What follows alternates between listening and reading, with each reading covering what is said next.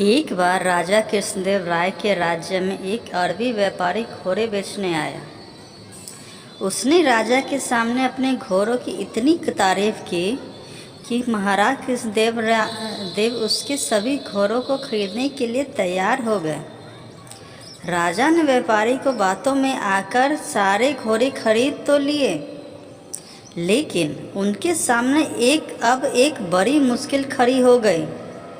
मुश्किल यह थी कि सभी घोड़ों को रखा कहाँ जाए।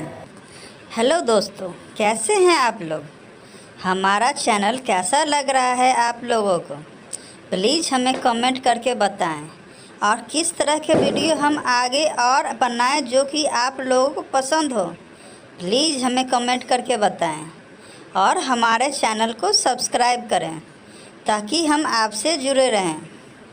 और वीडियो पसंद आता हो तो प्लीज़ वीडियो लाइक करें और दोस्तों के साथ शेयर करें और हमारे चैनल को अपना प्यार देते रहें। धन्यवाद। दरअसल घोड़ों की संख्या इतनी ज़्यादा थी कि राजा का घुड़साला उन सभी घोड़ों को रखने के लिए बहुत छोटा था। इस समस्या से निपटने के लिए राजा ने एक उपाय निकाला और सभी दरबारियों के साथ पूरी प्रजा को हाजिर होने का आदेश दिया।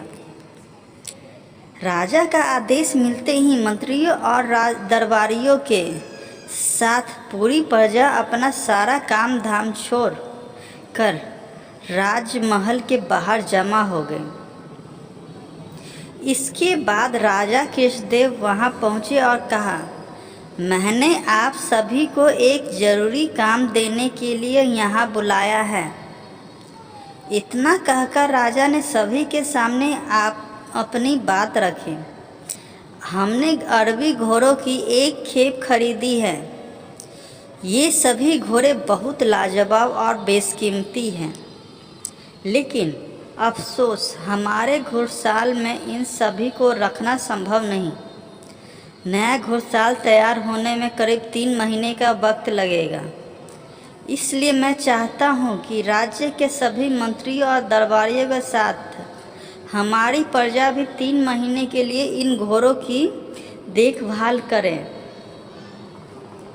इसके लिए राज दरबार के खजाने से हर महीने सभी को एक एक सोने का सिक्का दिया जाएगा।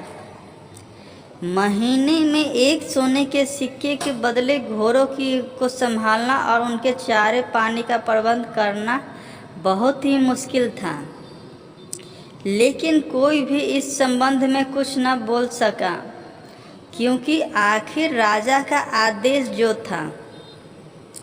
फिर क्या, सभी एक एक घोड़ा लेकर अपने घर की ओर चल दिए।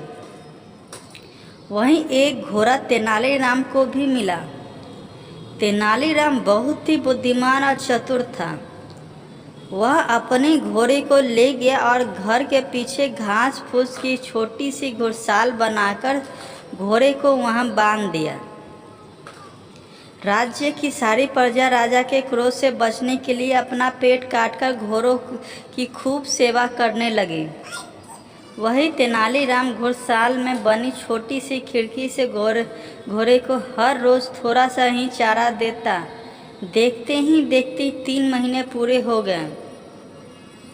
समय पूरा होने के बाद सभी को राजमहल फिर से बुलाया गया।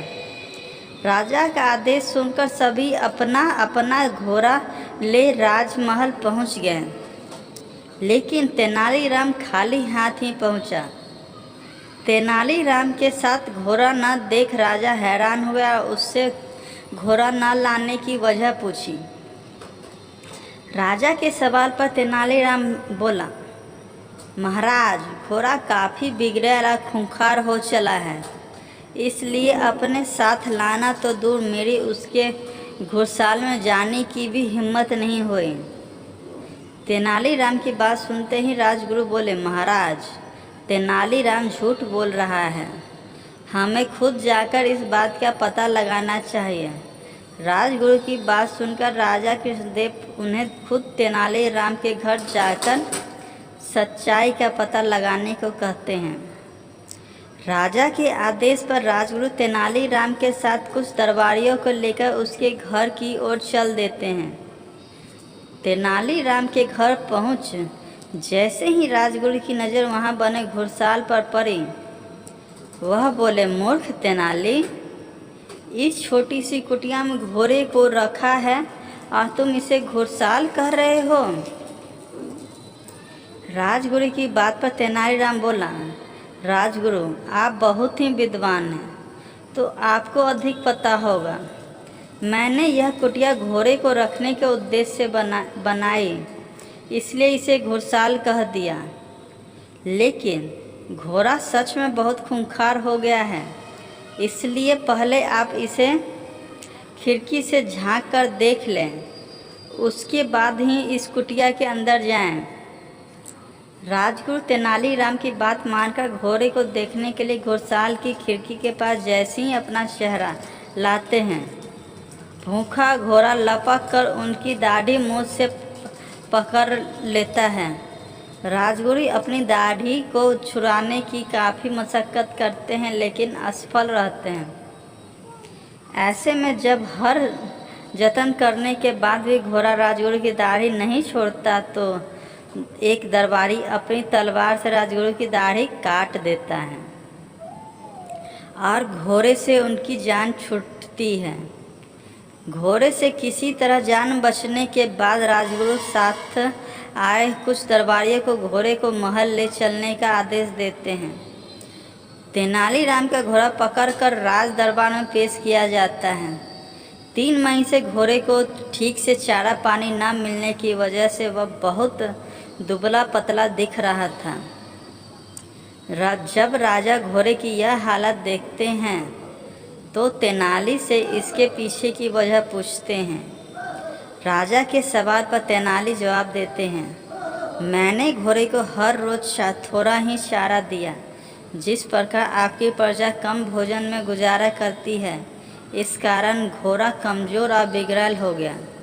तेनालीराम ने कहा, राजा का धर्म प्रजा की सुरक्षा और देखभाल करना होता है, ना कि उन पर अतिरिक्त बोझ डालना। घोड़ों को देखभाल करने का आदेश देकर घोड़े तो शक्तिशाली और बलवान हो गए, लेकिन उनकी देखभाल करने के चक्कर में भरपेट भोजन न कर पाने के कारण प्रजा दुर्बल हो गई। महाराज कृष्णदेव को अब तेनालीराम की बात समझ आ गई और उन्हें गलती का एहसास हुआ। उन्होंने अपनी प्रजा से इस गलती के लिए क्षमा मांगी और तेनालीराम की बुद्धिमानी के लिए उसे सम्मान के रूप में इनाम दिया।